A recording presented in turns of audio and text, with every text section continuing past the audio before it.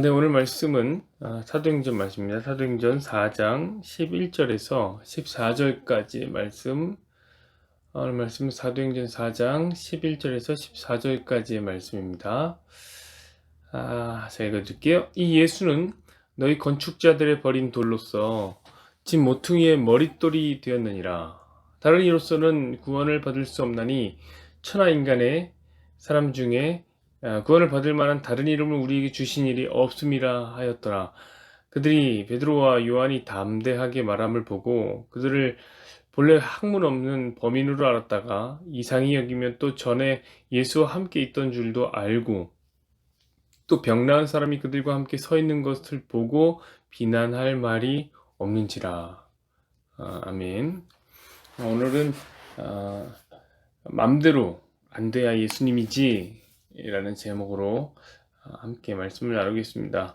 여러분, 이제 사회적 동물이라고 하는 인간, 우리가 사회적 동물이라고 불리잖아요, 인간이. 이 사회적 동물이라고 불리는 인간에게 이 가장 힘든 상황이 있습니다. 여러분, 그게 뭘까요? 우리를 되게 힘들게 하는 상황. 그것은 바로 통제가 안 되는 거예요. 통제가 안 되는 상황은 우리는 너무 못 견뎌요. 인간은 모든 것을 통제해야 돼요. 통제 안 되는 상황을 막기 위해서 우리는 플랜 A가 있다가 이거 안 되면은 또 통제를 하기 위해서 플랜 B를 만들어야 되고, 그것도 안 되면 플랜 C를 만들어 놔야 됩니다. 미리. 예를 들면 그런 겁니다. 우리가 체육대회를 합니다. 그래도 비가 오면은 어떻게 해요? 그럼 안 되잖아요. 그래서 우천시 프로그램을 따로 만들어 놔야 되는 게 우리 인간이라는 존재죠. 여러분, 사회적 인간은 반드시 시스템을 만들고 그 시스템 안에서 움직입니다. 왜냐면은 이 시스템을 왜 만들면 통제하기 위해서 만드는 거예요. 통제하기 위해서. 입법, 사법, 행정이라는 이 3법의 분리를 해놓고서 뭐 하는 거예요? 통제하는 거. 이 안에서 해결했으면 좋겠는 거예요. 사회, 문화, 교육, 예술, 경제, 이 안에서 모든 것이 해결돼야 돼요. 그게 시스템이 만들어진 이유입니다. 이게 인간의 기본 욕구죠. 그 통제하고 싶은 욕구. 이 시스템 안에서 해결이 안 되는 걸 뭐라고 합니까? 통제 밖에 있는 영역을 뭐라고 합니까? 우리는 천재지변이라고 얘기합니다. 천재지변. 엄청 불안해요.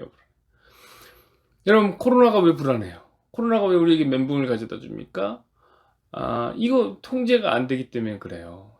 우리 맨날 그렇잖아요. 우리 계획 맨날 세워놓으면 코로나가 와갖고 그 계획 못해요. 수련회 준비해놓지만 코로나가 또 와갖고 계획대로 못해요. 그러면은 이건 되게 힘든단 말이에요. 힘들어요. 통제하고 싶은 인간. 인간의 기본적인 욕구다. 그래서 저는 인간을 생각하면 그 그리스 신화에 나오는 그 프로크로스테스라는 사람이 꼭 생각이 납니다. 이 프로크로스테스라는 사람은 통제를 원하는 사람이에요. 통제를 원하는 사람. 이 사람은 그리스 신화에 나오는 그 도둑인데, 강도인데, 여행자들이 지나가면 자기의 침대에 꼭 그렇게 눕힙니다. 강도가 침대 눕혀서 여행자의 키가 이 침대보다 크면 다리를 잘라서 죽이고, 여행자의 키가 이 침대보다 작으면 몸을 늘려서 죽입니다. 어떻게든 죽는 거지. 사람이 늘려 크면 잘라서 죽이고. 이게 보통 이제 통제하고 싶은 욕구를 얘기하는데, 그때 이제 부모님들이 자식들 통제할 때 이렇게 생각하는 거예요. 애들이 말이에요, 훨씬 더 큰데, 부모의 생각보다 큰데 항상 부모의 기준을 자르려고 하는 거예요. 다리를 자르고 막 자기 안 되는데 막 부모가 막 늘려서 애를 막 맞추려고 하고. 이게 이제 프로세스의 침대인데, 이게 이제 강도라는 거예요. 강도. 사람 죽이는 강도고, 사람 창의성을 훼손하는 그런 어떤 도둑이다 라는 거죠. 문제는 뭐냐면 이 프로크로스테스의 침대는 그 누구도 만족시킬 수가 없다는 거예요. 왜냐면 이 침대, 프로크로스테스의 침대에 기능이 하나 있는데, 그것은 자신이 원하는 대로 침대 사이즈를 늘릴 수 있다는 거예요. 줄일 수도 있고. 그러니까 결국엔 다 안 맞아서 죽여요. 결국엔 다 안 맞아서 죽여요. 저는요, 성도들에게도 이런 프로크로스테스의 침대가 있다고 생각해요. 성도들은요, 예수님도 그렇게 통제하기를 원해요. 기독교도 그렇게 통제하고 싶어요. 통제가 되는 예수님을 성도들이 좋아하는 걸 아세요, 여러분?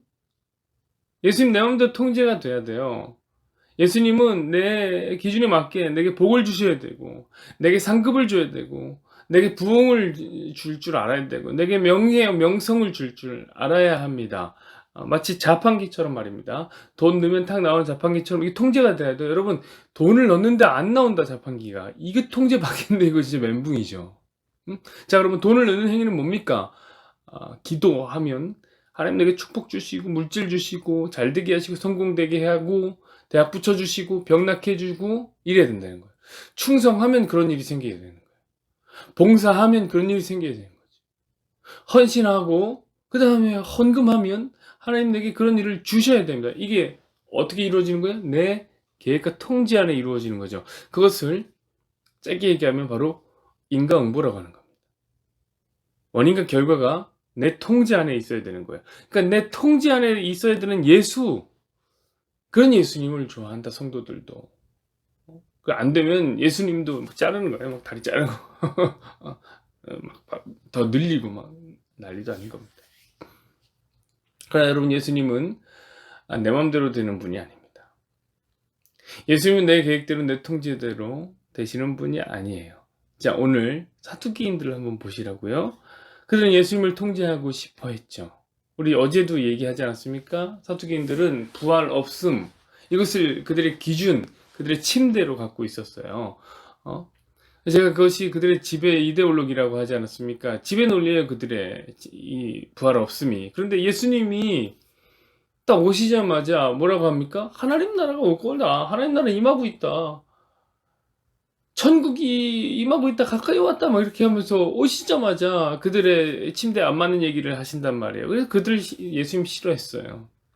뭐 저런 게 다 있나. 그래서 여러분, 예수님 죽인 거예요. 사두개인들이 자기 기준에 안 맞으니까 십자가에 못 박아서 죽인 것입니다. 자, 그런데 그래서 예수님을 죽였는데 그들의 제자인 베드로와 요한이 또 와서 뭘 얘기하는 거, 또 부활을 전하는 거예요. 죽은 자의 부활을 전하는 거예요. 앉은 병을 일으키더니, 야, 이렇게 새로워졌지. 부활이란 더 새롭다, 더 놀랍다. 그렇게 새로워진 날이 곧 올 것이다, 이야기를 합니다. 어우, 화가 많이 나죠. 또 통제가 안 되는 거예요. 얘네는 통제가 안 돼요. 그래서 어떻게 합니까? 감옥에 붙잡아 넣습니다. 이유가 없어요. 죄목이 없어요. 그냥 그렇게 정교일치 사회니까 그들이 그렇게 사람을 마음대로 감옥에 쳐 넣은 것입니다. 그런데 놀라운 건 무엇이냐면, 감옥에 넣었는데 부활의 예수가 전파가 돼. 그죠? 전파됐죠? 우리 4절에 봤죠? 믿는 자가 5천이나 늘어났단 말이에요. 이 통제 안 되는 예수님. 근데 오늘 본문에 이 감옥에 가둔 이 베드로가 예수님을 소개하는 얘기를 보란 말이에요. 어떤 얘기로 소개합니까? 한번 볼까요? 11절. 이 예수는 너희 건축자들의 버린 돌로서 집 모퉁이의 머릿돌이 되었느니라. 아멘. 이 사두개인들한테 이렇게 설명하는 거예요.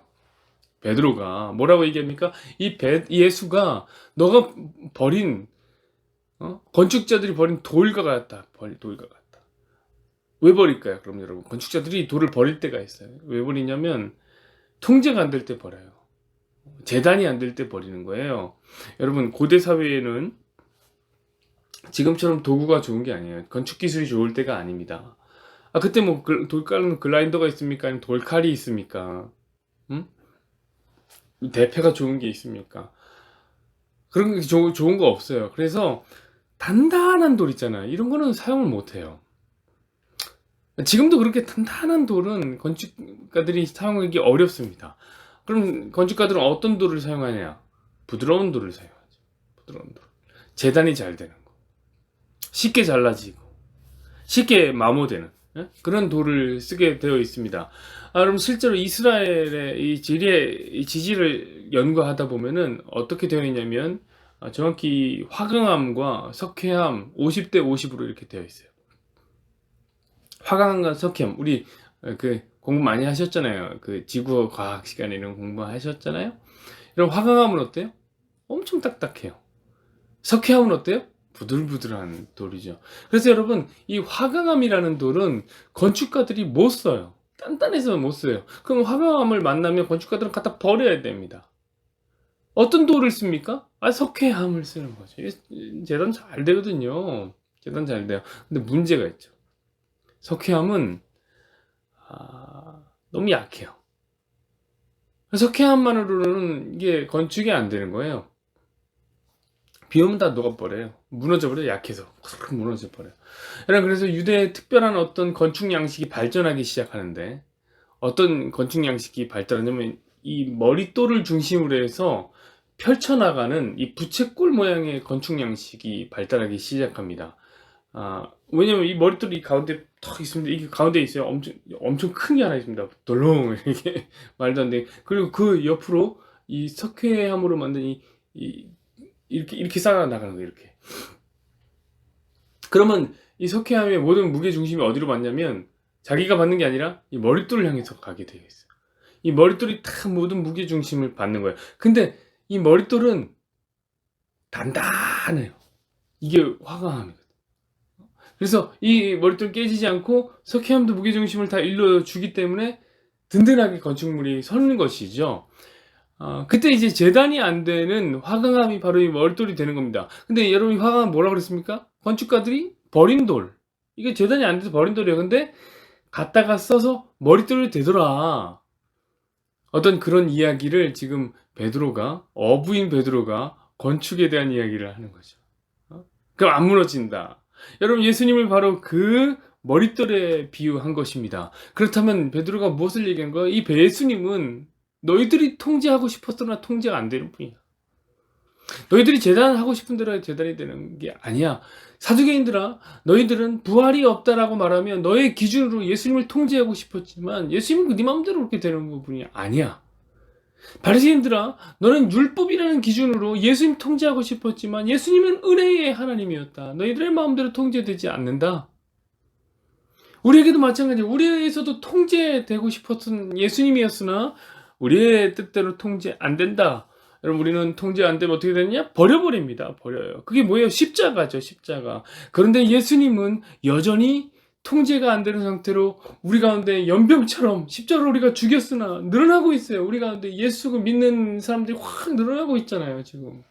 예수님이 돌아가신 지 2000년이 지났지만 더 많은 사람들이 예수님을 믿고 있습니다. 정말 연병처럼 퍼져나간단 말이에요. 왜? 예수님 안 무너지거든. 예수님 안 무너지거든. 통제 안 되는 예수님이 좋은 거예요. 여러분, 우리는 통제가 되는 예수님이 좋아요.